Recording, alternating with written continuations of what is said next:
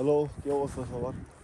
2025 সালের first snow, 2025 সালটা শুরুই হয়েছে অনেক সুন্দরভাবে স্নো দিয়া জোস। আমি এখন আছি একটা পার্কে, ওই যে বাচ্চারা সব আইসা এদিকে একটা উঁচা জায়গা আছে, এদিক থেকে সব রাইড করতেছে। এই যে সেই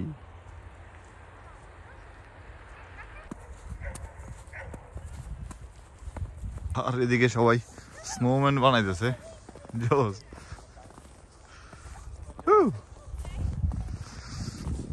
টাইমটা একদম পারফেক্ট, আজকে সানডে, লাস্ট স্নো পড়তেছে সেই।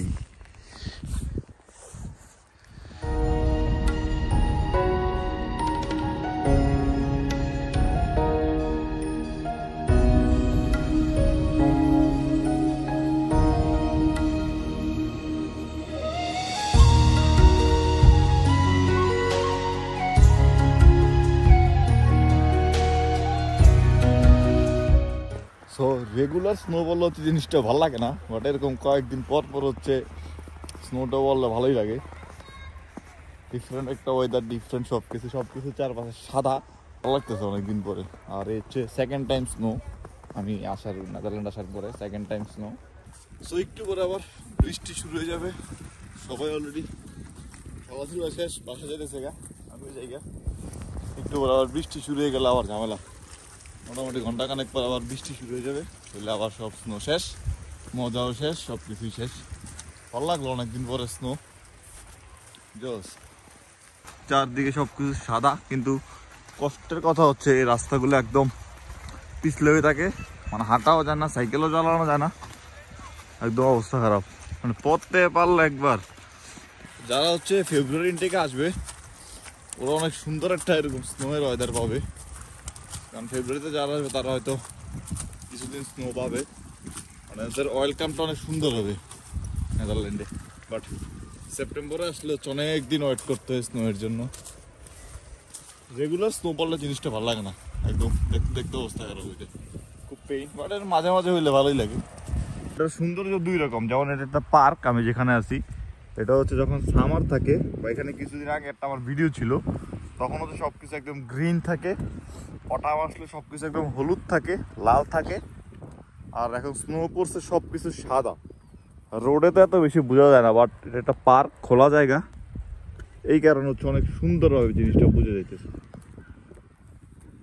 রাস্তাগুলো দেখলে আর ভালো লাগে না, রাস্তাগুলোর অবস্থা একদম খারাপ হয়ে থাকে। দেশে যেরকম বালুতে সাইকেল চালাইলে বা হুন্ডা চালাইলে যেরকম রিক্সে থাকতে হয়, এদিকে হচ্ছে স্নোতে।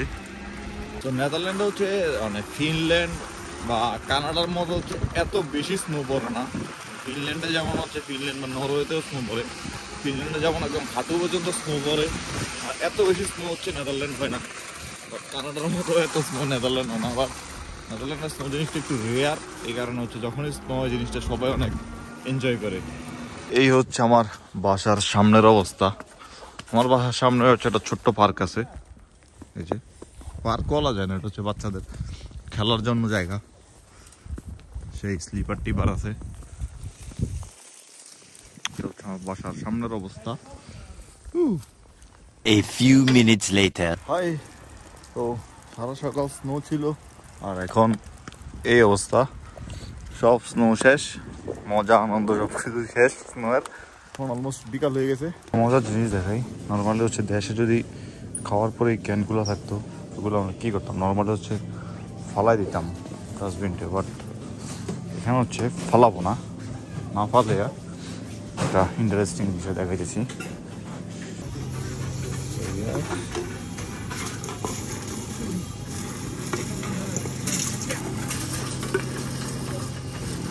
Yes, 45 cents. Oh, sorry, 60 cents.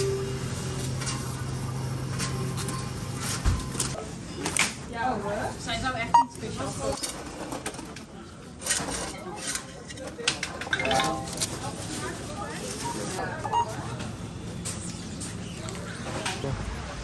তো কাহিনী যেটা হয়েছে সেটা হচ্ছে, দেশে থাকলে নর্মালি কুক খাওয়ার পর হচ্ছে ক্যানগুলো ফালাই দিতাম, বাট এখানে ফালাই না। তার কারণ হচ্ছে, আপনি যখন এটা আবার শপে রিটার্ন দিবেন, তখন হচ্ছে ওরা আপনাকে রিফান্ড করবে 15%। আসলে রিফান্ড না, আপনি যখন একটা কোক কিনতেছেন তখন আপনি 15% এক্সট্রা দিয়া তারপর এটা কিনতে দিচ্ছে। তারপর আপনি যখন খাওয়া শেষে ক্যানটা আবার রিটার্ন দিবেন, রিটার্ন দিলে হচ্ছে ওরা আপনাকে ওই 15 সেন্ট হচ্ছে আবার আপনাকে ব্যাক দিবে। এই কারণ হচ্ছে এখানে কেউ কোক টোক খাইয়া ড্রিঙ্কস খাইয়া যেখানে সেখানে ফালায় না, সেটা আবার সবে রিটার্ন দেয়। অনেকে একবার অনেকগুলো জমায় দেয়, অনেকে দিয়ে দেয়, আর কেউ কেউ আছে ফালায় দেয়। সো হচ্ছে এগুলো যেখানে সেখানে কেউ ফালায়ও না, আর এমনিতেও এখানে যেখানে সেখানে কেউ ময়লা ফালায় না, নির্দিষ্ট জায়গা আছে। তো জিনিসটা অনেক ইন্টারেস্টিং না, আমিও ফালাই নাই, আমিও খাওয়ার পরে ওগুলো জমায় রেখে দিছি, খাইছি আর অনেক আগে জমায় রেখে দিছি। তো আজকে দিলাম, আর হচ্ছে প্রত্যেকটা হচ্ছে 15 সেন্ট করে আপনাকে রিফান্ড দিয়ে দিবে।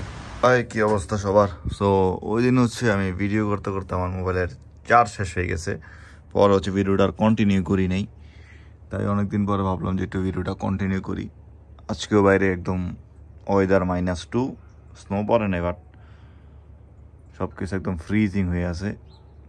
তো আর কি ভিডিওটা দেখার জন্য সবাইকে থ্যাংক ইউ সো মাচ। সবাই ভালো থাকবেন, সুস্থ থাকবেন, আল্লাহ হাফেজ।